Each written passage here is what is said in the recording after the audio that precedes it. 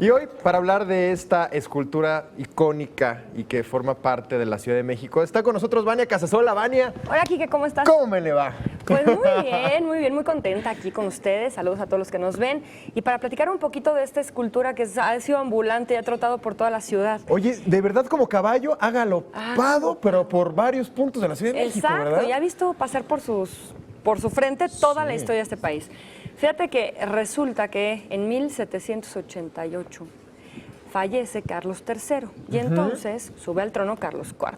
Sí. Y el virrey de Revillagigedo dice, vamos a hacer una escultura en honor a los dos, pero por falta de fondos solo se hace la de uno. La elabora un cacique indígena de Tlatelolco y era de madera, era una talla de madera que duró poquitos años. Sí. Entonces, en 1794, que es virrey de la Grúa Talamanca, que fue uno de los virreyes más corruptos que hubo, porque era como de muchos lujos y de muchas cosas, ya sabes. Y duró poquito seguramente, ¿verdad? Duró poquito, duró 4 años nada más, pero en ese tiempo que duró, dijo, ¿cómo le hago para que el rey, para que le caiga bien? Entonces mandó a hacer el proyecto con Manuel Tolsá de la escultura del caballito de Carlos IV ya en forma.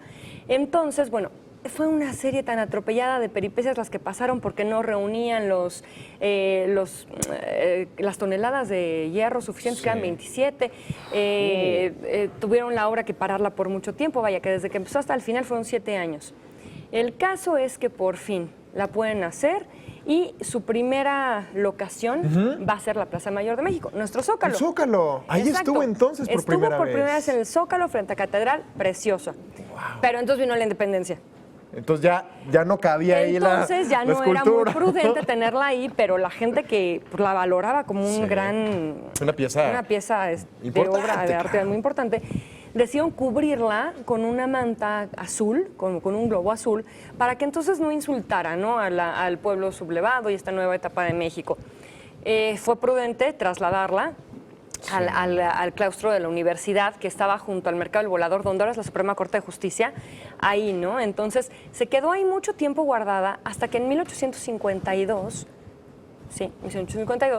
la mueven para el proyecto, Mariano Aristas, el proyecto del Paseo de Bucareli.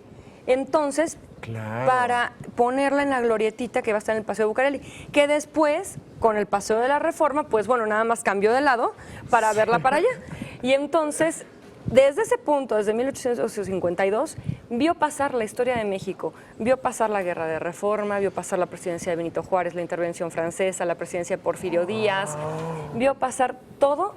Mira, por ejemplo, tenemos las fotografías acá que estamos viendo. Qué maravilloso archivo. De cómo la ciudad fue creciendo a su alrededor, cómo de repente esta misma escultura en esa locación pudo ver la creación de la Lotería Nacional, que antes era la casa del hijo del yerno de Porfirio Díaz, pero entonces después la construcción de la Lotería Nacional, vio cómo el terremoto del 57 tiró su edificio vecino, vio pasar la historia de México completa hasta que en el 79 hacen un proyecto para remodelar la plaza, que ahora se llama Plaza Manuel Tolsá, que es la antesala del Museo Nacional en Tacuba, y entonces ahí la recolocan y la mueven. ¿Por qué? Porque esa estatua que veía pasar carruajes jalados por caballos, pues de repente vio pasar máquinas que echaban humo y eran coches, y esos coches resultaban muy molestos, les resultaba muy molesto para dar la vuelta. Entonces, imagínate, los coches fueron los que quitaron a la estatua. ¿Qué tal?